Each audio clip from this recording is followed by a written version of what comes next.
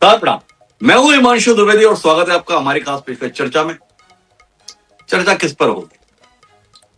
उपचुनाव के परिणाम आए हैं, उसी पर केंद्रित हमारा विषय है। परिणाम विशेष, क्या संदेश? परिणाम विशेष इसलिए कि भारतीय जनता पार्टी ने गुजरात की एक सीट पर तकरीबन 30,000 वोटों के विशाल अंतर के साथ जीत दर्ज की। बहुत अच्छा संदेश। पर उपचुनाव केवल गुजरात में तो नहीं था, 2 और राज्यों में भी था। और उन 2 राज्यों में चुनाव के ऐलान के साथ ही घटनाक्रम जो घटित हो रहे थे वो भाजपा के खिलाफ जाते हुए दिखाई दे रहे थे और परिणाम भी भाजपा के खिलाफ चला गया। पहले बात करें बांकीपुर की। पटना शहर के अंतर्गत है बांकीपुर। वो बांकीपुर जहां से भारतीय जनता पार्टी लगातार 9 चुनाव जीत रही थी। और कौन जीत रहा था? जो भाजपा के वर्तमान में राष्ट्रीय अध्यक्ष है नितिन नवीन। वो नितिन नवीन पिछले 5 बार थे, उससे पहले उनके पिताजी 4 बार थे।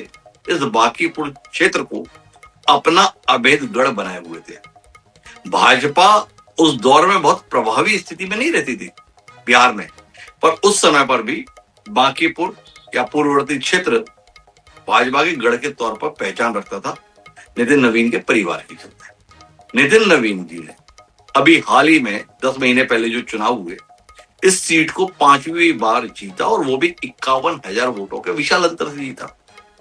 उस जीत के बाद भारतीय जनता पार्टी के शीर्ष नेतृत्व ने उनकी संभावना और उनकी क्षमताओं को देखते हुए उन्हें राष्ट्रीय अध्यक्ष के तौर पर बुला लिया दिल्ली। जब राष्ट्रीय अध्यक्ष के तौर पर वह दिल्ली बुला लिए गए तो पार्टी को लगा कि विधायक के तौर पर वह पटना में समय दें, उससे बेहतर है सांसद के तौर पर दिल्ली में समय दें। इसलिए बांकीपुर विधायक के तौर पर इस्तीफा दिलाते हुए पार्टी ने उन्हें राज्यसभा में बुला लिया। तो नितिन नवीन सांसद हो गए। नितिन नवीन के इस्तीफा देने से उपचुनाव की नौबत आई। तमाम राजनीतिक प्रेक्षक ये मान के चल रहे थे कि ये उपचुनाव औपचारिकता है। जिस सीट को भाजपा इतनी बार से जीत रही है, नितिन नवीन खुद 51,000 वोटों से जीते हैं और नितिन नवीन को जब पार्टी ने इतनी बड़ी भूमिका और इतना सम्मान दिया है तो उपचुनाव में तो एक तरफा जीत होनी।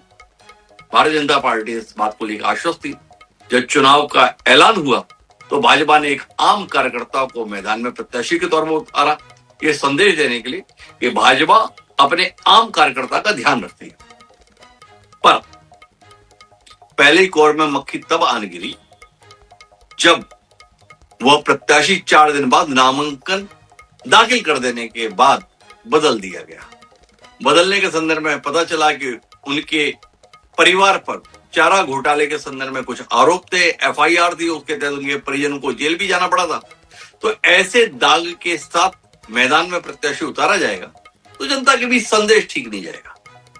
इसलिए एक अन्य कार्यकर्ता को मैदान में उतार दिया। पर मामला तब और ज्यादा बिगड़ गया जब पिछले विधानसभा चुनाव में अपनी नवगठित पार्टी के माध्यम से सियासत में उतरे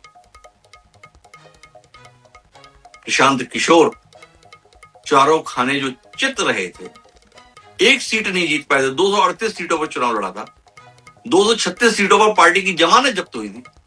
वो प्रशांत किशोर बांकीपुर में प्रत्याशी के तौर पर मैदान पर उतर गए। जो कल तक चाणक्य था वो आज चंद्रगुप्त बनने के लिए मैदान में उतर गया।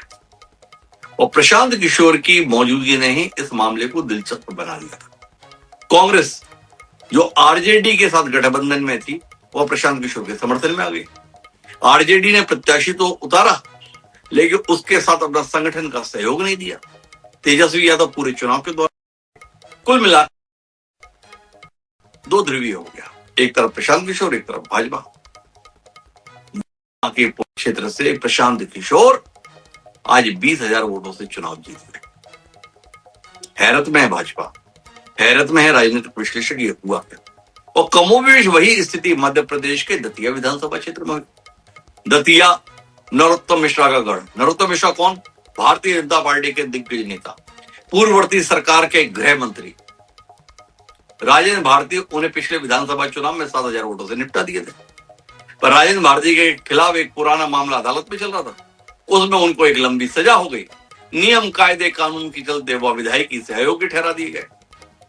तमाम राजनीतिक प्रेक्षक और राजेंद्र भारती का मानना है इसके पीछे नरोत्तम मिश्रा थे। उपचुनाव घोषित हो गया। नरोत्तम मिश्रा चुनाव की तैयारी में थे। उन्होंने प्रचार शुरू कर दिया, बैठकें शुरू कर दी, सभाएं शुरू कर दी। जिस प्रकार से उनके शीर्ष भाजपा नेतृत्व के साथ रिश्ते थे, लोग मान के चल रहे थे उन्हें प्रत्याशी होना है। पर भाजपा चौंकाती है। जब टिकट का ऐलान हुआ तो नरोत्तम मिश्रा हक्के बक्के रह गए, उनके समर्थक भी हक्के बक्के रह गए। टिकट नरोत्तम मिश्रा की जगह आशुतोष तिवारी को दे दिया गया, जो पहले संगठन मंत्री के तौर पर थे। नतीजा क्या हुआ? नतीजा ये हुआ कि प्रदेश में बगावत हो गई। दतिया के अंतर्गत सड़कों पर भाजपा के कार्यकर्ता और नेता उतर आए। 8-10 घंटे तक तमाशा चला। जिलाध्यक्ष समेत तमाम पदाधिकारियों ने इस्तीफा दे दिया। बहरहाल मान मनोबल के साथ में प्रचार शुरू हुआ और पूरे समय द्वंद्व रहा कि कौन कांग्रेस का प्रचार कर रहा है और कौन भाजपा का प्रचार कर रहा है। भाजपा कांग्रेस का प्रचार कर रही है, कांग्रेस भाजपा का प्रचार कर रहे हैं। इस रस्साकशी के बीच जब चुनाव संपन्न हुआ तो मतदान से पहले ही जो तनाव का वातावरण था वो मतदान के बाद भी और प्रभावी हुआ। और मतगणना के पहले ही दिन राजेंद्र भारती, जो पूर्व विधायक थे, निवृत्तमान विधायक थे, उन्हें कांग्रेस ने पार्टी से निलंबित कर दिया, ये कहते हुए कि आपने पार्टी के खिलाफ काम किया। आज उसका नतीजा आया है। भाजपा लगातार दूसरा उपचुनाव हार गए। इससे पहले विजयपुर भी हारे थे और अब दतिया का उपचुनाव भाजपा प्रत्याशी आशुतोष तिवारी की शिकस्त और कांग्रेस प्रत्याशी घनश्याम सिंह की जीत के रूप में सामने आया है। क्या संदेश है इसके? इसी पर आज हमें बात करनी है। पिछले कुछ समय से माहौल सत्तारूढ़ दल के खिलाफ दिख रहा है। दिल्ली में जनजी का आंदोलन हो, नीट परीक्षा के संदर्भ में विवाद हो, यूजीसी के संदर्भ में विवाद हो, पुलिस के द्वारा बर्बरतापूर्ण किए गए व्यवहार के संदर्भ में आरोप हो, कुल मिलाकर सत्तारूढ़ दल के लिए कठिनाई बहुत है। और उसके बीच में ऐसे नतीजे कि भाजपा एक चुनाव 30,000 वोटों से जीत रही है पर 2 चुनाव हार रही है। तो आज हम इसी पर बात करेंगे। इन नतीजों के मायने क्या है? क्या इन्हें केवल स्थानीय समीकरण की दृष्टि से देखा जाए या इन्हें राज्य के समीकरण की दृष्टि से देखा जाए या इसे राष्ट्रीय प्रभाव के तौर पर हमें देखना चाहिए? क्या है इसके मायने? आज इसी पर बात करें। हमारे साथ इस बातचीत का हिस्सा बनने के लिए 4 खास मेहमान मौजूद हैं। जिस भारतीय जनता पार्टी के लिए यह परिणाम विचार का विषय होने चाहिए, ऐसी हमारी मान्यता है, उस पर अपना पक्ष रखने के लिए रत्नाकर सिंह जी हमारे साथ, भाजपा के सुधीर प्रवक्ता हैं। हमारे साथ कांग्रेस पार्टी की ओर से पक्ष रखने के लिए बहुत वरिष्ठ और बहुत विचारवान नेता मौजूद हैं। 1 दशक तक उन्होंने लोकसभा में अपनी पार्टी का प्रतिनिधित्व किया, विदिशा संसदीय क्षेत्र का प्रतिनिधित्व किया। प्रताप भानु शर्मा जी, वो हमारे साथ चर्चा के लिए मौजूद। जिस जन स्वराज पार्टी ने अपना खाता खोल ही दिया और चाणक्य चंद्रगुप्त की भूमिका में सामने आ ही गया, उस जन स्वराज पार्टी के प्रवक्ता के तौर पर अक्षय मिश्रा जी हमारे साथ हैं। और इन सबके बीच तटस्थ बात रखने के लिए जाने माने पत्रकार प्रेम कुमार जी आज फिर हमारे साथ मौजूद है। आप सभी का स्वागत है। चर्चा की शुरुआत रत्नाकर जी से करने की ही जिम्मेदारी बनती है। देश के सबसे बड़े राजनीतिक दल के वो प्रवक्ता है, पर वो अपनी बात रखें उससे पहले आज जो दिन भर का घटनाक्रम रहा है, इस पर कुछ बड़े नेताओं ने अपनी प्रतिक्रियाएं दी है, कुछ प्रभावित नेताओं ने अपनी प्रतिक्रियाएं दी है। एक बार उस पर दृष्टि डाल लेते हैं।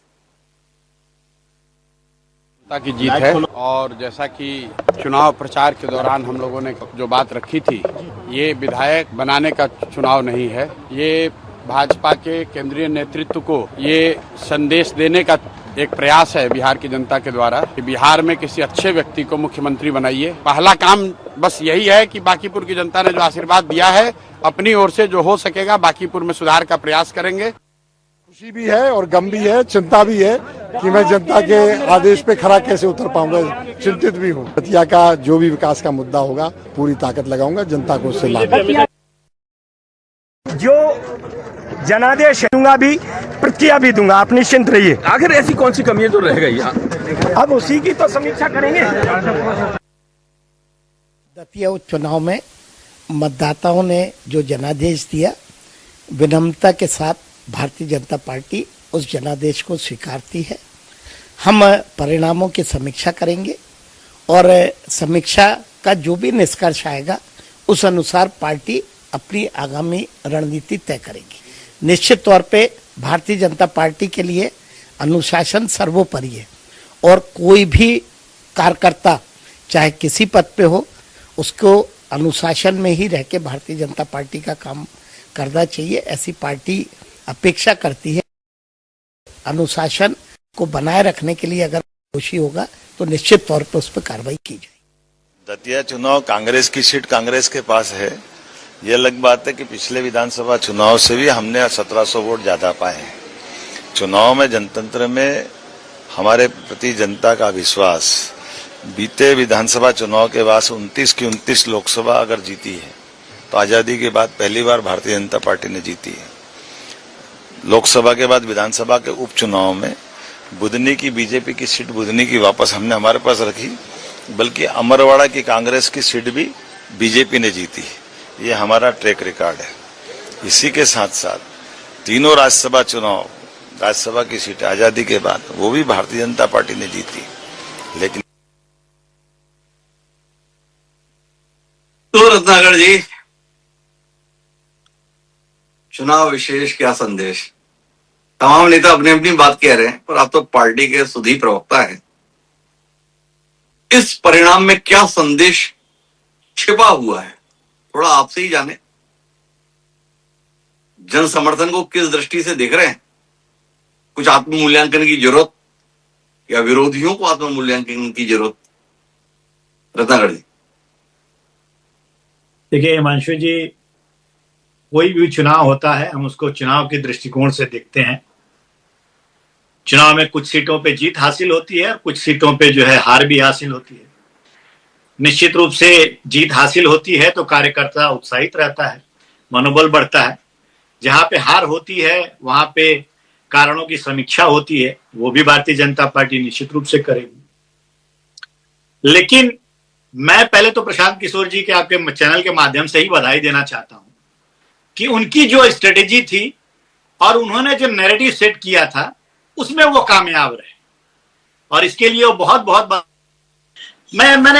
मैंने आपको कहा, देखिए ये चुनाव जो है हम लोग चुनाव की तरह ही ले रहे हैं इसको, और निश्चित रूप से जो हार या जीत जहां पे हुई है ये इसको हर पार्टी अपने नजरिए से देखने का काम करती है। कोई उपचुनाव को जो है ये राष्ट्रीय परिप्रेक्ष्य में लाकर कहेंगे कि ये पूरा बदलाव की राजनीति है, तो कोई राज्य में अपने अपने तरीके से लोग इसको एक्सप्लेन करने की कोशिश करेंगे। लेकिन जहां तक भारतीय जनता पार्टी का सवाल है, ये अन्य उपचुनावों की तरह एक उपचुनाव हमारे लिए था।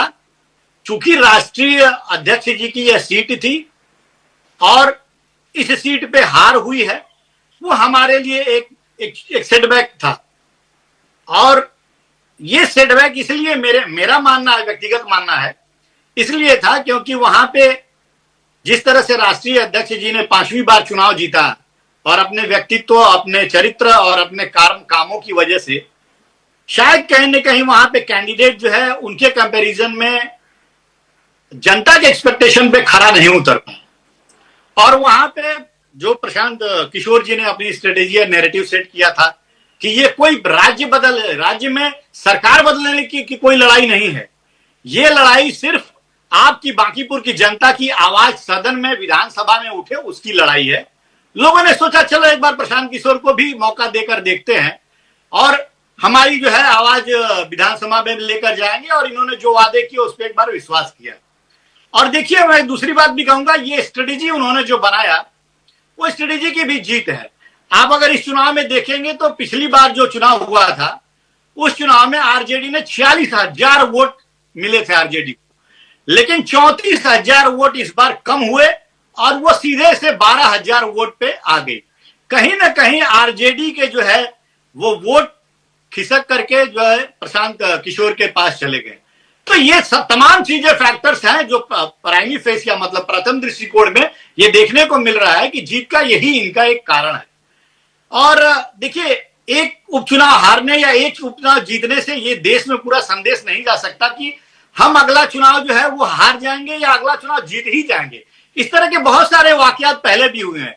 अगर आप देख लीजिए 2018 में, जब 2017 के बाद जब उपचुनाव हुआ था 2018 में उत्तर प्रदेश में ही, तो वहां पे लोकसभा की गोरखपुर की सीट हम लोग हार गए।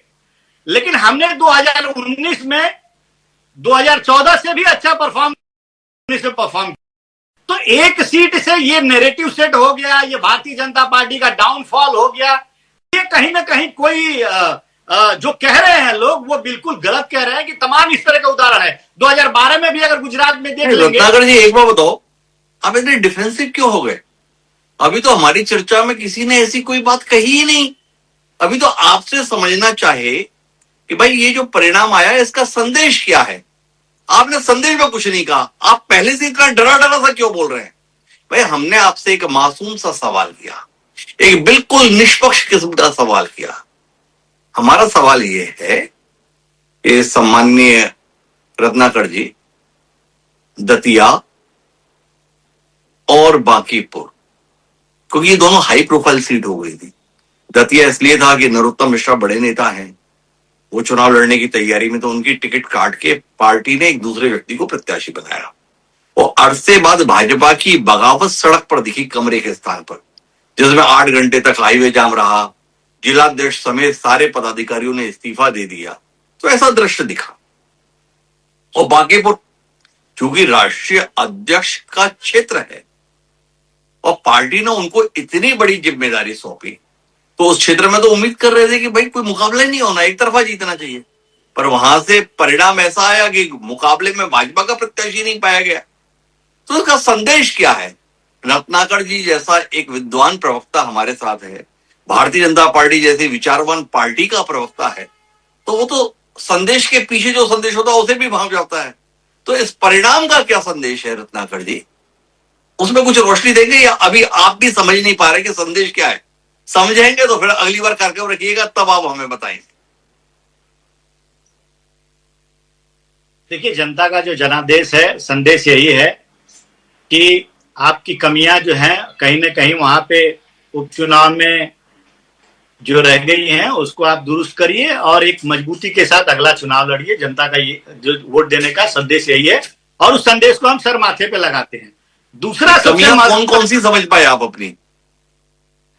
दूसरा संदेश बता देता हूं। दूसरा बहुत महत्वपूर्ण संदेश है, पहले से भी ज्यादा महत्वपूर्ण है। दूसरा संदेश ये है कि जब हम लोगों ने बिहार विधानसभा चुनाव जो 8 महीने पहले जीता था, जिसमें हम 202 सीट हासिल किए, प्रचंड बहुमत से वहां पे जो है अपनी सरकार बनाने में कामयाब रहे, तो तमाम विपक्षी पार्टियां जो है हमारे ऊपर कभी प्रशासन मिली भगत, कभी इलेक्शन कमीशन को जो है मिली भगत का आरोप लगाया, कभी ईवीएम में गड़बड़ी का आरोप लगाया। ये तमाम जो इन्होंने एक नैरेटिव सेट करने का काम किया था चुनाव हारने के बाद, वो सारे नैरेटिव जो है विपक्ष के ध्वस्त हो गया। आज ये दर्शा दिया ये चीज कि चुनाव आयोग भी निष्पक्ष काम करता है, ईवीएम भी जो है सही तरीके से काम करती है और कोई प्रशासन कहीं पे मिला नहीं हुआ है। दूसरा संदेश ये बहुत महत्वपूर्ण है जो वहां पे चुनाव जो है परिणाम आने के बाद ये जनता को मिला है। जी तो रत्नाकर जी, मैं आऊं प्रताप भानु जी के पास, उससे पहले 2 बातें समझ पाया। एक तो चुनाव आयोग को क्लीन चिट मिल गई, ये संदेश है आपके अनुसार कि भाई वो देश में निष्पक्ष चुनाव कराते हैं। अब भाजपा के राष्ट्रीय अध्यक्ष के क्षेत्र में अगर चुनाव हार गए तो उसका मतलब यही है, आपने ये समझाना चाहा। दतिया में चुनाव हार गए भाजपा की सरकार रहते हुए, तो चुनाव आयोग निष्पक्ष चुनाव कराता है। भाजपा भले ही निपट गई, पर चलो चुनाव आयोग को क्लीन चिट मिल गई। रत्नाकर जी को इस बात का संतोष है। पर क्या इसका संदेश ये भी है कि 10 महीने पहले जिस बिहार में नीतीश कुमार के नाम पर चुनाव लड़के 202 वोट सीटें गठबंधन को मिली थी, वो नीतीश कुमार चुनाव परिणाम के बाद बदल दिए गए। ये नीतीश कुमार का बदलाव बिहार की जनता को भाया नहीं, इसलिए बांकीपुर में भले ही भाजपा के राष्ट्रीय अध्यक्ष का क्षेत्र था, तो अभी भाजपा निपट गई। क्या कहते हो? नीतीश की जगह सम्राट, क्योंकि प्रशांत किशोर ने पूरा चुनाव नितिन नवीन बनाम प्रशांत किशोर नहीं लड़ा, उन्होंने पूरा चुनाव सम्राट चौधरी बनाम प्रशांत किशोर बनाकर रखा कि ये चयन गलत है, ये व्यक्ति गलत है और इस व्यक्ति का मुख्यमंत्री बनना गलत। क्या कहते हैं रत्नाकर जी, इस संदेश को समझ पाए? देखिए, निश्चित रूप से जो मुख्यमंत्री का चुनाव होता है वो विधायक दल ही चुनता है उनको, और जो निर्णय लिया जाता है उसमें सुनिए मैं आगे जो कहने जा रहा हूं, उसमें वो सम्राट चौधरी जो मुख्यमंत्री बने हैं, उसमें नीतीश कुमार की भी स्वीकृति रही है, इसलिए सम्राट चौधरी जो है मुख्यमंत्री बने हैं। अब मैं वही कहने जा रहा हूं कि अगर एक सीट हारने से अगर आप इस तरह से परसेप्शन बना लेते हैं कि पूरी तरह से जो है बीजेपी बिखर गई, आपसी द्वंद्व है, या फिर तमाम तरह की बातें अभी करेंगे यहाँ पे बैठे हुए जो विपक्ष के लोग हैं, ये करेंगे, लेकिन एक सीट से ये संदेश नहीं आप दे सकते हैं कि जो फैक्टर उठा रहे हैं जनसुराज के जो प्रशांत किशोर जी हैं, वो फैक्टर सही है या गलत है, एक सीट से आप उसको नहीं आप जस्टिफाई कर सकते। माफ करें रत्नाकर जी, पता नहीं आप इसे एक सीट देख रहे हैं, हम इसे भाजपा के राष्ट्रीय अध्यक्ष की सीट देख रहे हैं। आप अपने राष्ट्रीय अध्यक्ष की सीट को कई सीटों में से एक सीट देख सकते हैं, पर हमारे अनुसार तो भाई देश ही नहीं दुनिया की सबसे बड़ी राजनीतिक पार्टी के राष्ट्रीय अध्यक्ष की सीट है ना, बहुत बड़ी सीट है। बनारस और अहमदाबाद, मतलब मोदी जी की और अमित शाह जी की सीट के बाद भाजपा में तीसरी सबसे महत्वपूर्ण सीट अगर कोई है तो वो तो बांकीपुर है। रत्नाकर जी को भले ही ना लगे, पर हम सबको तो ऐसी ही लगती है। पर हम प्रताप भानु जी के पास आते हैं और प्रताप भानु जी से समझते हैं क्या संदेश है प्रताप भानु जी इसका। दतिया की 6000 वोटों से जीत पर खुश हो, या गुजरात में 30,000 वोटों से कांग्रेस प्रत्याशी की हार पर दुखी हो, या इन दोनों को भूल प्रशांत किशोर की जीत पर ही मुग्ध हो, क्या हो सम्मान्य प्रताप भानु जी? जी डॉक्टर हिमांशु साहब नमस्कार। आपने पहले ही साफ कर दिया, जो बीजेपी के प्रवक्ता रत्नाकर जी हैं, ये डिफेंसिव क्यों है, वो उनके हार के कारण को नहीं गिना पाए, सच्चाई स्वीकार नहीं कर पाए। उसका साफ संदेश है वोट फॉर चेंज। परिवर्तन की बयार चल रही है इन राज्यों में। बीजेपी का चेहरा बेनकाब हो गया। जिस तरह से भ्रष्टाचार, अहंकार और जन विरोध, भगवान राम के मंदिर में करोड़ों की डकैती के बाद जो इनका चेहरा बेनकाब हुआ है, जनता ने उसे देख लिया। मैं तो ये मानता हूं कि अब इनके पर्ची वाले मुख्यमंत्री नहीं चलेंगे। जैसा हमने भी सुना, दिन भर से देख रहे हैं सोशल मीडिया में, टीवी में भी, कि नीतीश कुमार के चेहरे पर यह चुनाव लड़ा था और इसके बाद उनको हटा दिया गया पर्ची वाले मुख्यमंत्री को। और ये कह रहे हैं रत्नाकर जी की उनकी स्वीकृति से। अरे वो लोगों ने वोट उनको दिया, 51,000 वोट से वो जीते थे, इनके राष्ट्रीय अध्यक्ष इनको बनाया, और आज 20,000 वोट से प्रशांत किशोर जीत गए। इतना उलट फेर होना एक बड़ा गंभीर संदेश है। और चुनाव आयोग ने जिस तरह की हेरा फेरी करी, वोटों को काटा, करोड़ों वोट काट दिए गए, लाखों को सूची से हटा दिया गया, ये चुनाव आयोग के चेहरे को भी बेनकाब कर दिया प्रशांत किशोर की जीत ने। मैं तो यही कहूंगा। तो ऐसे ही दतिया में हुआ। दतिया में जानबूझकर जो हमारे सिटिंग एमएलए थे, उनके खिलाफ मुकदमा परस्यू करके उनको डिस्क्वालीफाई कराया। ठीक है, लीगल एक्शन था, हुआ, परंतु जिस तरह से वहां पर परसेप्शन बनाया गया और ये टिकट फाइनल होते होते टिकट में बदलाव किया गया, इतना ये अहंकार का ही तो प्रतीक था। नरोत्तम मिश्रा जो वहां नेचुरल चॉइस थे, यदि वो नहीं हो सकते थे तो इन्होंने कहा हम किसी को भी दे देंगे, वो खड़ा हो जाएगा और जीत जाएगा। जनता ने कहा कि ये पर्ची वाला काम, ये अधिनायक वादी वाला काम, ये अहंकार वाला काम हमें मंजूर नहीं है। हम निर्णय कांग्रेस के पक्ष में देंगे, घनश्याम सिंह के पक्ष में देंगे, जो वहां के लोकप्रिय नेता पहले से भी रहे हैं। मैं तो यही मानता हूं मध्य प्रदेश के लिए भी एक पूरा संदेश है कि जिस तरह से भ्रष्टाचार हो रहा है, वहां का ब्यूरोक्रेसी प्रशासन पे हावी हो गई है। प्रताप भानु जी, 2.5 साल बाद मध्य प्रदेश में चुनाव होना है और तकरीबन 4 साल बाद बिहार में चुनाव होना है, तो गुजरात में तो अगले साल ही चुनाव होना है। आपको 6000 से जीती दतिया सीट पर मुग्ध हो, जहां आप मैदान में ही नहीं थे, बांकीपुर, वहां की जीत पर भी इतने हर्ष से भरे हुए हो, पर जहां आपको अगली साल ही चुनाव में जाना है, गुजरात, वहां पर आपका प्रत्याशी 30,000 वोट से निपट गया। वो चंदा चोरी जो आप बता रहे हो, वो नीट एग्जाम वाला विषय जो बता रहे हो, केंद्र सरकार के खिलाफ माहौल आप जो बता रहे हो, इन सबके रहते हुए कांग्रेस का प्रत्याशी पानी नहीं मांगा गुजरात के उपचुनाव में। इस पर क्यों ध्यान नहीं दे रहे हो प्रताप भानु जी? हार क्यों नहीं देखी जाती आपसे? हार की मीमांसा करने की इच्छा क्यों नहीं होती? आप तो ऐसे जीत रहे हो, खुश हो रहे हो जैसे प्रशांत किशोर जन स्वराज पार्टी नहीं, कांग्रेस के प्रत्याशी के रूप में मैदान में थे। भूल ही गया कि गुजरात हम हारे भी हैं। प्रशांत किशोर को कांग्रेस ने समर्थन दिया, ये तो जग जाहिर है बात। जी। और वो जीत है, जीत की बात तो जिस उस सच्चाई को तो हमें स्वीकार करना ही पड़ेगी कि ये पार्टी का बीजेपी का राष्ट्रीय अध्यक्ष अपना पोलिंग ना जिता पाए, इससे ज्यादा शर्मनाक बात क्या हो सकती है? ये वहां के लोग ही कह रहे हैं, वही मैंने पढ़ा और सुना है आज। रहा आपने कहा गुजरात का, ये बिल्कुल चिंता करने मजबूत हम गुजरात में कर रहे हैं। आने वाले मुख्य चुनाव में आपको उसका परिवर्तन और उसका प्रभाव गुजरात में नजर आएगा। राहुल गांधी और संगठन के सभी प्रभारी लोग, मुकुल वासनिक वगैरह लगातार पोलिंग बूथ पर, विधानसभा स्तर पर प्रशिक्षण कार्यक्रम और संगठन की टीम बना रहे हैं। वहां का मसला थोड़ा इसलिए भी अलग हो जाता है कि कांग्रेस से जो जीतता है उसको डिफेक्शन करवाकर इलीगल तरीके से भाजपा के लोग अपने पार्टी में मिला लेते हैं और अपनी सरकार को मजबूत करते हैं। पर अब जो नई टीम युवाओं के सामने वहां आएगी, आप गुजरात में भी आने वाले चुनाव में परिवर्तन देखेंगे हिमांशु जी। आने वाले समय में परिवर्तन देखेंगे प्रताप भानु जी, फिर हम बात करेंगे। लेकिन आज दिन जरा अक्षय मिश्रा जी का है, जो पार्टी 10 महीने पहले 238 में से 236 सीटों पर जमानत जब्त कराई हुई थी, वो भाजपा के राष्ट्रीय अध्यक्ष के चुनावी क्षेत्र में सफलता का परचम फहरा रहे। क्या देखते हो मिश्रा जी, हार से क्या सीखे थे जो ये जीत हिस्से में आई? सबसे पहली बात तो ये हम लोग देखते हैं कि कैसे एक पॉलिटिकल ऑर्डर चेंज हो रहा है और भाजपा जो यूथ को नहीं समझ पा रही है, जेनजी को नहीं समझ पा रही है, उसके मैसेजिंग को नहीं समझ पा रही है।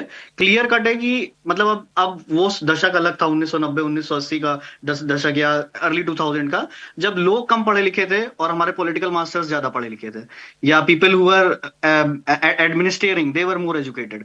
अब सिस्टम ऐसा हो गया है, now is the time when people at both the ends, दोनों धुरी पे दोनों लोग बराबर पढ़े लिखे हैं। Now you can not dictate us. हम लोगों को लाठी नहीं, हम ये नहीं एक्सपेक्ट कर सकते कि the state which we are a part of वो हमारे ऊपर लाठी भांजे। और स्टेट से एकदम मिनिमल एक्सपेक्टेशंस हैं हमारी। मतलब we have expectations like you should provide us health services, you should provide us education and bare minimum expectations. और उस पे भी जब नहीं खरे उतरेंगे तो अगर कोई ऐसा पार्टी आती है which offers a choice to a citizenry, अगर सिटीजन को चॉइस मिलेगा तो वो अपनी सब्सक्राइब पॉलिटिकल पार्टी से बिल्कुल एग्जिट लेंगे अगर उनकी एस्पिरेशंस फुलफिल होते हुई उस पार्टी में नहीं दिखेगी। तो यूथ की एस्पिरेशंस जो भी हम लोग देख पा रहे हैं कि कैसे बीजेपी ने सीजेपी प्रोटेस्ट हुआ, उसमें कैसी बर्बरता करी गई, the relationship between police and citizenry and the relationship between, तो ये जो एक बना बनाया आर्कियाक माइंडसेट है वो अब जो यूथ है, जो वोटर नया बन रहा है या people of my age who are in early 30s, so they are not expecting it to happen। तो ये उसी पॉलिटिकल ऑर्डर के खिलाफ एक आवाज है। अच्छा अक्षय, मतलब आपका कहना मतलब ये कि ये जो जीत आई वो दरअसल जन स्वराज पार्टी की मेहनत से नहीं आई, वो नवगठित जो कॉकरोच जनता पार्टी ने वातावरण बनाया उसे भुनाने में आप सफल हो गए। तो मामला तो पूरा बनाया था कॉकरोच जनता पार्टी ने, उसने तो प्रत्याशी उतारा नहीं, तो उसको प्रशांत किशोर भुना ले गए, ये आपका कहने का आशय है? अगर वो चॉइस ही ना होती तो लोग एग्जिट कैसे करते हैं? तो पूरी की पूरी मेहनत तो प्रशांत किशोर ने की लोगों को चॉइस देने में। जो हमारी पब्लिक चॉइस थ्योरी, एक बीइंग फ्रॉम इकोनॉमिक्स बैकग्राउंड, तो मैं समझ सकता हूं कि कैसे एक चॉइस काम करती है। चॉइस जो होती है वो लोगों को ऑप्शन देती है to raise their voice and exit from the concurrent political system. Akshay ji, क्योंकि प्रशांत किशोर तो लंबे समय से बिहार में अपनी उपस्थिति दर्ज कराने के लिए प्रयास कर रहे थे, उनसे तो हमने जैन जी शब्द सुना नहीं। पर अक्षय जी आज हमारे साथ बातचीत करते हुए जैन जी को समझ नहीं पा रही भाजपा, ये बात करने लगे। ये जैन जी की बात तो तब से आई जब से कॉकरोच जनता पार्टी आई। तो आप श्रेय देने में संकोच क्यों कर रहे हैं? क्यों आपको ये मानने में ऐतराज है कि कॉकरोच जनता पार्टी ने जो वातावरण बनाया केंद्र सरकार के खिलाफ, भाजपा के खिलाफ, उसे पटना शहर अंतर्गत बांकीपुर विधानसभा क्षेत्र में हम सुनियोजित तरीके से भुना ले गए? कोई ऐतराज इस पे आपको? चाहे वो जनसुराज पार्टी हो, ये सब एक एक सटल पॉपअप पॉइंट्स हैं जो इसके नीचे का बर्निंग सेंसेशन है, जो आइडियोलॉजी है, वो ये कह रही है कि हमको कंकरेंट सिस्टम की जो भी विचारधारा है उससे हम मैच नहीं खा रहे हैं, हमारे एस्पिरेशंस, हम अपने एस्पिरेशंस उसमें नहीं देख पा रहे हैं। तो वो एक्सप्रेशन उसका कभी कॉकरोच जनता पार्टी के फॉर्म में होगा, कभी जनसुराज के फॉर्म में होगा, अगर कोई दूसरी चीज होगी तो उस फॉर्म में एक्सप्रेशन होगा। एक्सप्रेशन बदल सकता है लेकिन अंडरलाइन करंट वही है। अच्छा एक बात बताओ, ये फैसला क्या है? नितिन नवीन का राज्यसभा जाना बांकीपुर की जनता को पसंद नहीं आया, नितिन नवीन जी का राष्ट्रीय अध्यक्ष के तौर पर बनना और बिहार की राजनीति को छोड़ना ये पसंद नहीं आया, या नीतीश कुमार की जगह सम्राट चौधरी का मुख्यमंत्री बनना बांकीपुर की जनता को पसंद नहीं आया? प्रशांत किशोर लगातार मुखर थे सम्राट चौधरी को लेकर, परिणाम तो आ गया। तो ये फैसला किसके खिलाफ है, नितिन नवीन के खिलाफ या सम्राट चौधरी के खिलाफ? टू बी पॉलिटिकली करेक्ट तो मैं ये कहूंगा कि सम्राट चौधरी के खिलाफ होगा, बट जो रियल अंडर करंट है वो यही है कि the aspirations of the people are not highlighted in the concurrent regime. Under current यही कुल है। मिलाकर सम्राट चौधरी के खिलाफ जनादेश तो है ही, वर्तमान में जो कुछ चल रहा है उसके खिलाफ जनता की अभिव्यक्ति है। अब राजनीतिक दल तो अपने दायरे में रहकर ही निष्कर्ष निकालेंगे, संदेश कुछ भी हो पर वो अपनी सुविधा अनुसार समझेंगे। लेकिन प्रेम कुमार जी हमारे साथ ऐसे हैं जिनको ये सहूलियत है, वो हर अनुसार संदेश को समझ सकते हैं। तो प्रेम कुमार जी, आपने बाकी तीन की समझ तो जान ली, पर इन तीन की समझ के आधार पर आपकी अपनी समझ इस परिणाम से क्या संदेश ले पा रही है, थोड़ा साझा कीजिए ना हमसे। जी शुक्रिया हिमांशु जी। एक बात तो मेरा ये मानना है कि जनसुराज ने या प्रशांत किशोर जी ने अपने राजनीतिक भूल को सुधारा है। वो राजनीतिक भूल क्या थी कि पिछले चुनाव में उन्होंने जो चुनाव लड़ने का जेस्चर दिखाया था व्यक्तिगत रूप से और फिर चुनाव नहीं लड़े थे, वो जेस्चर बीजेपी के खिलाफ नहीं था। वो जेस्चर राघोपुर में तेजस्वी यादव के कंस्टिट्यूएंसी में जाकर उन्होंने लड़ने की इच्छा जताई और फिर नहीं लड़े। तो वो जो जेस्चर था कि आपका प्राथमिक शत्रु राजनीतिक प्रतिद्वंदी कौन है, वो उस समय इंडिया गठबंधन या आरजेडी को दिखाया था। तो उसका खामियाजा उनको भुगतना पड़ा था, 3.5% वोट में सिमट गए। लेकिन इस चुनाव में उन्होंने करेक्शन किया, बांकीपुर से लड़ेंगे, नितिन नवीन वाली सीट से, और बीजेपी के खिलाफ लड़ेंगे। यहां तक कि उन्होंने इंडिया गठबंधन के घटक दलों से भी अपील की कि हमारा समर्थन कीजिए बीजेपी को हराना। तो ये एक करेक्शन मुझे लगता है जिसमें जनता ने देखा कि बीजेपी या उनकी सियासत का विकल्प जो है प्रशांत किशोर बन सकते हैं, ये है। दूसरी बात है कि जमीनी स्तर पर देखें तो फॉरवर्ड कास्ट के जो वोटर्स हैं पटना में बांकीपुर कंस्टिट्यूएंसी में, तो उसमें ब्राह्मण, भूमिहार और कायस्थ को थोड़ा छोड़ दें, चूंकि नितिन नवीन का परंपरागत रहा भी है, तो बाकी राजपूत, इन तीनों को वोटर्स जोड़ के करीब 8 दूनी 16 और 7 22-23% वोट होते हैं। दूसरा कि छात्र आंदोलन भी था, राष्ट्रीय स्तर पर बीजेपी के प्रति एक असंतोष भी था, तो उसमें उम्मीद बनने से सही बात कही कि एस्पिरेशंस बने प्रशांत किशोर की वोट्स में उनके साथ हुए। इसके अलावा नॉन बीजेपी वोट्स जो है वो आरजेडी के साथ कंसोलिडेट होने में संकोच दिखा रहा था, और इसकी वजह वो क्या है, जैसे कांग्रेस की आधिकारिक रूप से आरजेडी के साथ थी, लेकिन उनके समर्थक आरजेडी को वोट करते नहीं दिखे। वो कांग्रेस के समर्थक भी प्रशांत किशोर को वोट करते दिखे। तो हम ये बांकीपुर तो ये कहता है कि बीजेपी के लिए चिंता की बात है, लेकिन इंडिया गठबंधन के लिए बहुत संतोष की बात नहीं है। वहां ये चीज साफ तौर पर नजर आता है बांकीपुर का। अगर हम देखें, अगर तीनों कंस्टिट्यूएंसी में भी देखें तो तीन उपचुनाव के नतीजों में जैसे दतिया है, बांकीपुर है, तो उसमें कांग्रेस ने बीजेपी गढ़ में अपनी सीट बचाई दतिया में, लेकिन फिर भी बीजेपी को उम्मीद थी, क्योंकि स्टेट ओन्ड जिस स्टेट में सरकार होती है वहां पे बाई इलेक्शन जीतना उनके लिए आसान होता है, वो कांग्रेस ने उसको चेक किया, तो यहां वो संतोष है। बीजेपी को गुजरात में चिंता करनी चाहिए कि 1 लाख का मार्जिन घट के 30,000 हुआ, लेकिन फिर भी वो अब भी वो बड़ा मार्जिन है। और लेकिन बांकीपुर तो पूरे बीजेपी के पूरी राजनीति पर कालिख लगा गया है, जिसका श्रेय प्रशांत किशोर को ज्यादा है। जी अच्छा, क्या आप मानते हैं प्रेम कुमार जी कि ये भाजपा के इस भ्रम को तोड़ने का संदेश है कि आपने ये मान लिया कि आप जिसे चाहेंगे उसे चुनाव जिता लेंगे? नरोत्तम मिश्रा स्वाभाविक रूप से दतिया में प्रत्याशी के तौर पर थे, उनकी तैयारी इतनी थी। भाजपा के शीर्ष नेतृत्व ने, प्रदेश नेतृत्व ने कभी नरोत्तम मिश्रा को यह नहीं कहा कि आपको हम चुनाव नहीं लड़ाएंगे। जिस दिन टिकट घोषित हुआ उस दिन नरोत्तम मिश्रा को पता चल रहा है कि मैं चुनाव नहीं लड़ाया जा रहा हूं। इसी प्रकार से बांकीपुर के संदर्भ में बिल्कुल अदने से कार्यकर्ता को ही चुनाव लड़ाएंगे, ये भाजपा के शीर्ष नेतृत्व का फैसला था। क्या आप मानते हैं कि यह संदेश है कि आपको अपनी प्रतिभाओं को दोबारा से सम्मान देने की जरूरत है, ना कि प्रतिमाएं तोड़ने की जरूरत है?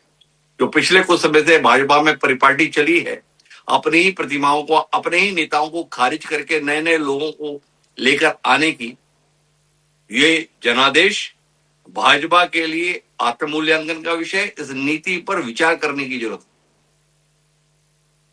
है। जी प्रेम जी। देखिए हिमांशु जी, बीजेपी अभी तक तो अपनी रणनीति में सफल रही। मंत्री को भी इस्तीफा दिलाकर विधानसभा में भेजते रहे, जिसको भी खड़ा किया वो जीत जाती थी। तो बाकी में भी ये बात प्रशांत किशोर ने मुद्दा बनाया कि एक नेता के बयान के हवाले से, रविशंकर जी के बयान के हवाले से, हालांकि उसका बीजेपी खंडन करती है, लेकिन प्रशांत किशोर ने कहा कि रविशंकर जी कहते हैं कि कुत्ता बिल्ली किसी को भी बाकी खड़ा कर देंगे तो बीजेपी से वो जीत जाए। तो इसको उन्होंने साबित, मतलब आगे बीजेपी किसी को भी खड़ा कर दे तो जीत जाएंगे। तो ये चीज दिखी।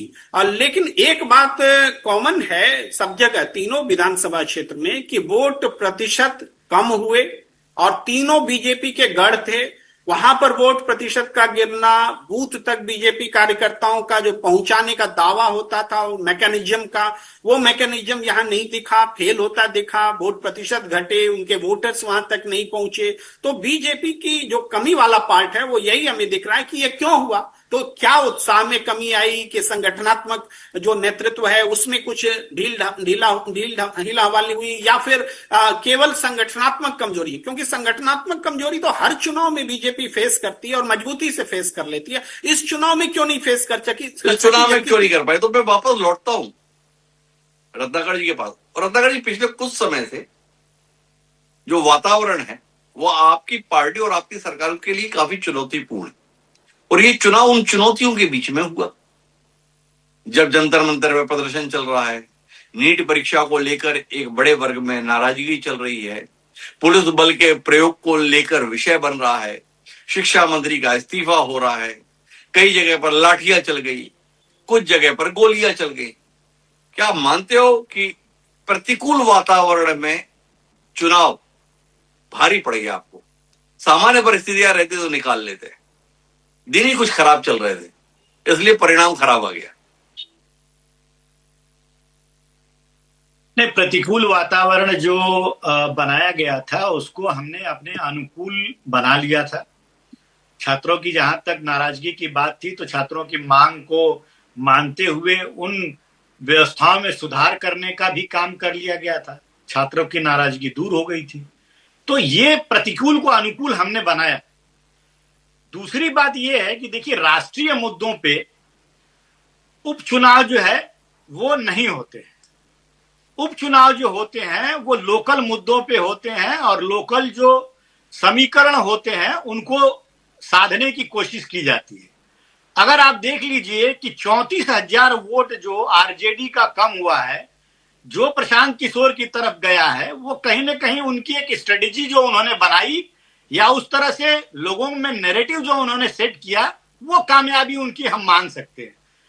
तीसरी महत्वपूर्ण बात ये कहना चाहूंगा, अभी हमारे वरिष्ठ पत्रकार जो कह रहे थे कि हर जगह भारतीय जनता पार्टी का वोट प्रतिशत कम हुआ है।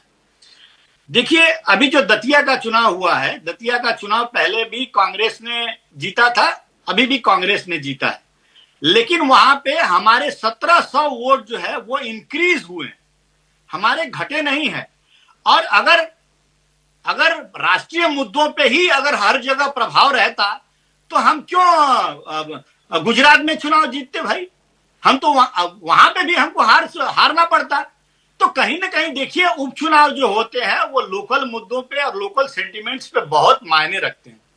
और अरे तो फिर तो रत्नाकर जी एक बात बताओ भाई, दतिया में तो बात समझ में आई कि नरोत्तम मिश्रा सबसे बड़ा विषय बनकर उभरे, और आपके लिए भी अप्रिय स्थिति। आपको भी याद नहीं होगा कब भाजपा में ऐसी बगावत हुई हो कि पार्टी का जिलाध्यक्ष समेत पूरे की पूरी कार्यकारिणी पार्षद इस्तीफा भेज दें कि आपने ये टिकट गलत दे दिया है आशुतोष तिवारी को। आशुतोष तिवारी का भी बयान भी आ गया है, जो पार्टी के मां होने का दावा करते थे वो पार्टी के खिलाफ काम किए। पर बागीपुर के संदर्भ में आप क्या कहोगे?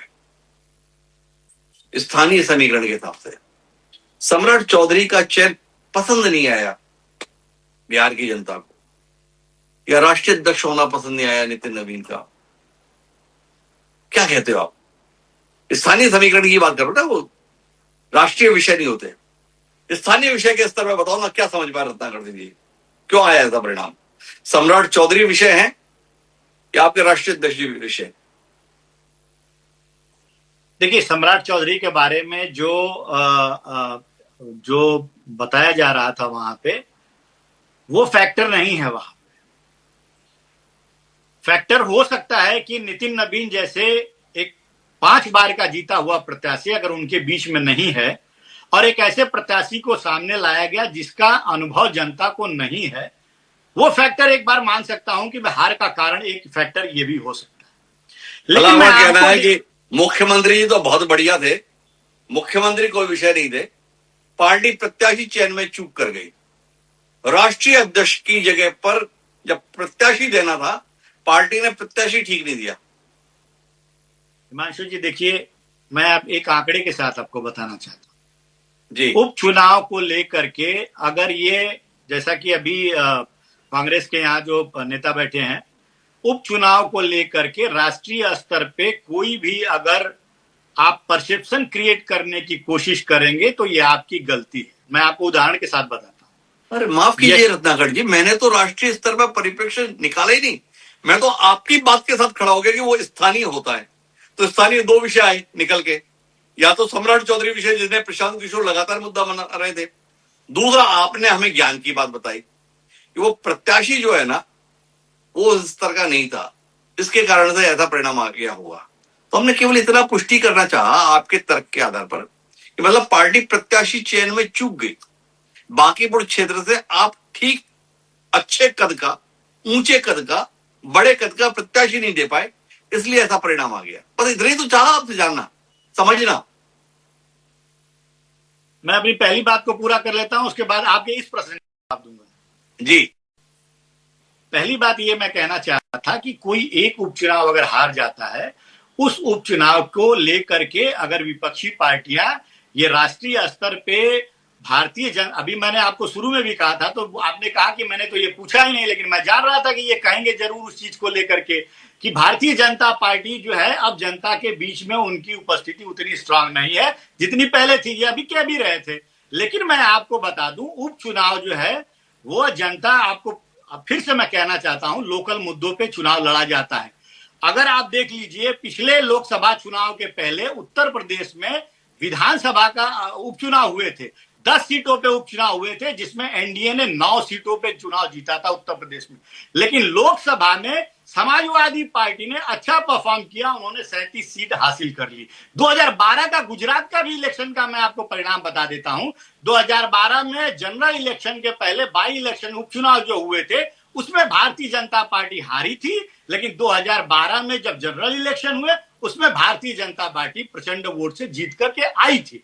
कहने का मतलब है कि आप एक उपचुनाव या विधानसभा के चुनाव पे राष्ट्रीय स्तर के मुद्दों पे आप अगर कहेंगे कि भारतीय जनता पार्टी उसमें फेल हो गई है, तो ये कहना आपको, वो क्या बोलते हैं ना, कि आपको मुखालफत में रखती है, कि आपको गलतफहमी में रखती है, कि आप बस गलतफहमी में जीते रहिए कि एक उपचुनाव तो हम जीत गए।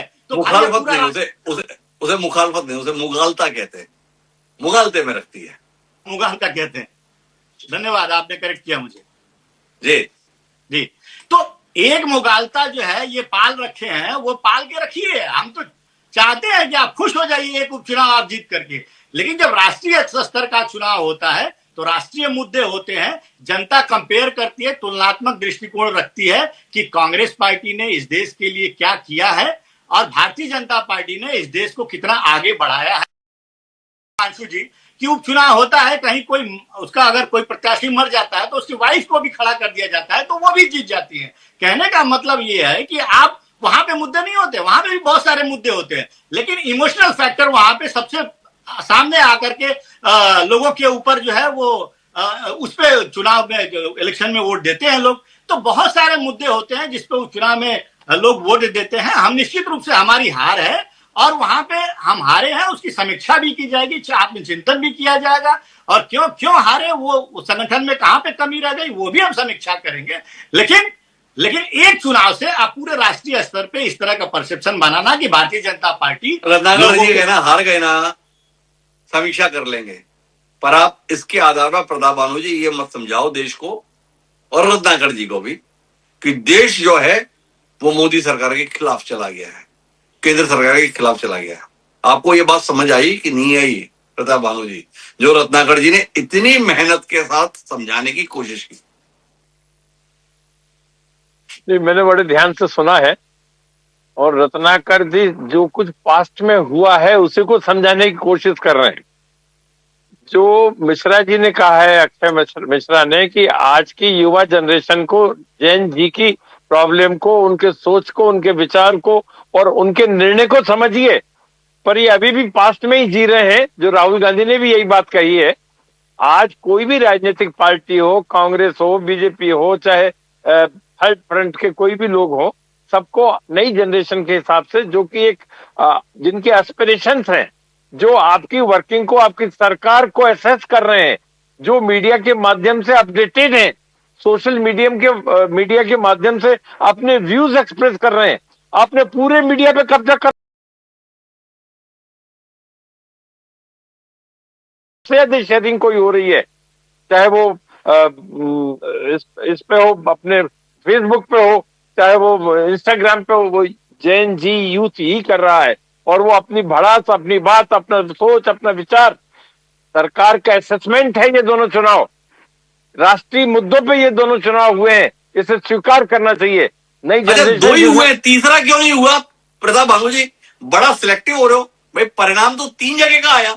एक जगह पर भारतीय जनता पार्टी ने जितने वोटों से जीत हासिल की है उससे कम वोटों से दोनों सीटें मिला लो ना तो कुल 26,000-25,000 होता है, और भाजपा ने एक सीट 30,000 वोटों के विशाल अंतर से जीती। तो भी आप दो को जो है राष्ट्रीय परिप्रेक्ष्य के आधार पर जनादेश समझ रहे हो, और जो 30,000 से जीती उसे कुछ नहीं समझ रहे। आप भी इतना सिलेक्टिव क्यों हो रहे हो? बड़ा खराब लग रहा है। गुजरात में कांग्रेस का हारना और भाजपा का जीत जाना। प्रेम प्रकाश जी ने साफ कर दिया, 1 लाख के मार्जिन को घट के 30,000 तक आ जाए जीतने का, इससे बड़ी बात और क्या हो सकती है? 70,000 का घाटा हुआ ही। रत्नाकर जी क्या कह रहे हैं कि वो तो आरजेडी के वोट चले गए, आरजेडी के वोट प्रशांत किशोर को मिल गए। ये हिसाब तो बताएं कि इनके 51,000 वोट कहां गए, वो कैसे 20,000 की जीत में कन्वर्ट हो गए, उसकी बात नहीं करेंगे। ये जो राष्ट्रीय अध्यक्ष का खुद का चुनाव क्षेत्र है, उनके खुद के पोलिंग कैसे हार गए, इसका हिसाब रत्नाकर जी दोनों ही पार्टी के सम्मानित प्रवक्ता अपनी सुविधा तक ही चाहते हैं। जहां उनके प्रतिकूल है उस तरफ क्या देखना, जहां तक अपनी सहूलियत हो वहीं तक देखो। पर मैं अक्षय जी थोड़ा आगे देखने के संदर्भ में आपसे जानना चाहता हूं। प्रशांत किशोर विधायक बन गए, अब आगे क्या? आगे की तैयारी होगी 2029 की, 2030 की भूमिका बांधेंगे हम लोग। तो 50,000 बड़े गांव में गए, पंचायतों में गए, डिस्ट्रिक्ट ब्लॉक सारे कवर किए, लोगों से मिले और मोस्टली यूथ हमसे कनेक्ट हुआ। और यूथ जो कनेक्ट हुआ उनसे जो हम लोग ने बात करी तो पता यही चला कि इतने साल आजाद होने के बाद भी अभी पूरा देश 2026 में जी रहा है, लेकिन बिहार अभी भी 1970-80 में ही जी रहा है। कुछ 1-2 आंकड़े जैसे मैं आपको बताऊं तो सबसे पीछे बिहार है। इसमें अपना पर कैपिटा इनकम में 5,000 रुपए पर कैपिटा इनकम है बिहार की। फिर उसके बाद झारखंड आएगा और फिर 9,000 पे उत्तर प्रदेश आ जाएगा। तो हमारे ये जो अभी जैसे एक नैरेटिव बनता है, मैं बहुत बार बीजेपी से सुनता हूँ या इन जनरल सुनता हूँ कि अब ये बीमारू राज नहीं रहे, जो हमारे 6 बीमारू राज थे, लेकिन हकीकत तो वही है, अभी भी ये बीमारू राज है। हेल्थ फैसिलिटीज नहीं है। Per capita income sir, Karnataka की per capita income 30,000 rupees per month पर इंडिविजुअल है, और बिहार और उत्तर प्रदेश जैसे राज्यों की पर कैपिटा इनकम अभी भी 5,000 रुपए है। तो कुल मिलाकर इस दिशा में काम करेंगे, ये हमें अक्षय जी बता रहे हैं। मैं आखिरी टिप्पणी के लिए प्रेम कुमार जी आपके पास आता हूं। माहौल जब खराब देखा तो भारतीय जनता पार्टी ने धर्मेंद्र प्रधान का इस्तीफा ले लिया। क्या ये चुनाव भाजपा में एक बड़े परिवर्तन की उम्मीद जगाते हैं? क्या मानते हैं कि नितिन नवीन की 6 महीने 7 महीने से इंतजार हो रही टीम अब जरूर अस्तित्व में आ जाएगी? कोई भाजपा को एहसास होगा कि केवल राजा हो जाना नहीं, राजा के साथ सेना की भी जरूरत है? क्या मानते हैं कि बहुप्रतीक्षित मोदी मंत्रिमंडल के संदर्भ में पुनर्गठन अब होकर रहेगा, क्योंकि नया स्वरूप, नया कलेवर, नया तेवर देना जरूरी हो गया है? क्या ऐसी कोई बड़े कदमों की उम्मीद आपको इन परिणामों के आधार पर है? देखिए हिमांशु जी, मुझे तो लगता है कि बिहार के संदर्भ में थोड़ा सा बोलूं, वहां से फिर राष्ट्रीय मतलब निकले कि प्रशांत किशोर का अभ्युदय होना, जिसकी संभावना बन रही है कि विकल्प के तौर पर लोग उनको देखेंगे भविष्य में, तो उनका अभ्युदय होना बीजेपी की राजनीति को आसान बनाएगा। बिहार ये हारने के बावजूद उनकी रणनीतिक जीत मुझे नजर आ रही है बिहार में, जहां तक बात है। और राष्ट्रीय परिप्रेक्ष्य में एक मतलब जरूर निकलता है कि बीजेपी से के प्रति नाराजगी है, लेकिन उस नाराजगी को इंडिया गठबंधन के इर्द गिर्द जमा हो, वो संदेश नहीं है, उसका अभाव है। आप देखिए दतिया में चरात की पार्टी ने जो वोट हासिल किया, ये वोट इंडिया गठबंधन दावा कर सकती थी कि हमारे पास हो, हमारे साथ जुड़े, लेकिन बीजेपी विरोध वोट कहीं बट रहा है। ये इंडिया गठबंधन के लिए चिंता की बात है। या बिहार में इंडिया गठबंधन से अलावा कोई खड़ा हो रहा है मोर्चा, वो इंडिया गठबंधन के लिए चिंता की बात है। तो बीजेपी के लिए चिंता की बात तो है ही, लेकिन अपोजिशन के लिए, इंडिया गठबंधन के लिए कोई संतोषजनक बात नहीं है, ये मैं कह। अरे एक बार बताओ प्रेम कुमार जी, इंडिया गठबंधन क्या इतना आपको संगठित दिखता है, या आप मानेंगे कि ये कांग्रेस के लिए चिंता की बात है? इंडिया गठबंधन में तो वैसे ही सारे दल आपस में लड़ते रहते हैं, अपनी सुविधा के अनुसार साथ होते हैं, सुविधा के अनुसार अलग अलग हो जाते हैं। डीएमके कभी साथ कभी अलग, टीएमसी कभी साथ कभी अलग। क्या आप नहीं मानते कि कांग्रेस जो एक बार फिर मुख्य विपक्षी भूमिका में आने की कोशिश में है, प्रशांत किशोर का अभ्युदय कांग्रेस के लिए वाकई चुनौती हो सकता है?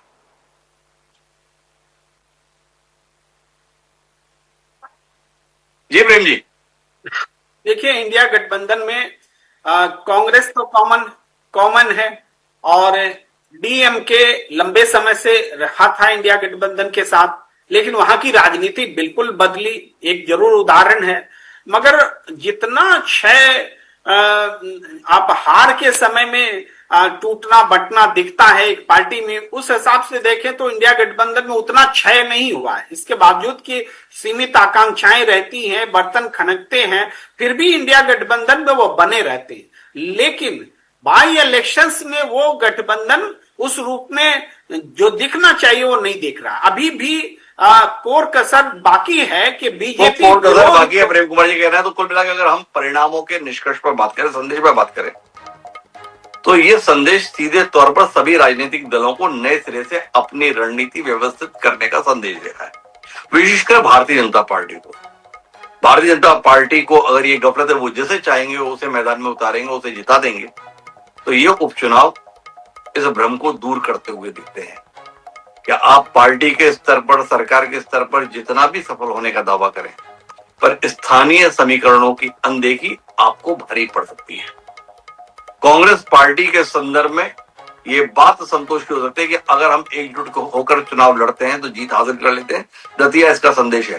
पर गुजरात में सत्ता परिवर्तन की उम्मीदों को ये उपचुनाव का परिणाम तोड़ रहा है, ये कांग्रेस को विचार के लिए बाध्य करता है। और प्रशांत विदय एक नए विपक्षी विकल्प की शुरुआत के तौर पर है, तो ऐसे में कांग्रेस को आश्वस्त होना चाहिए या आशंकित, इसका संदेश भी ये परिणाम देता है। आप सभी मेहमानों का बहुत बहुत धन्यवाद हमारे साथ इस राजनीतिक विमर्श का हिस्सा बनने की। आज के इस कार्यक्रम में इतना ही, कल फिर करेंगे मुलाकात। तक के लिए सादर प्रणाम।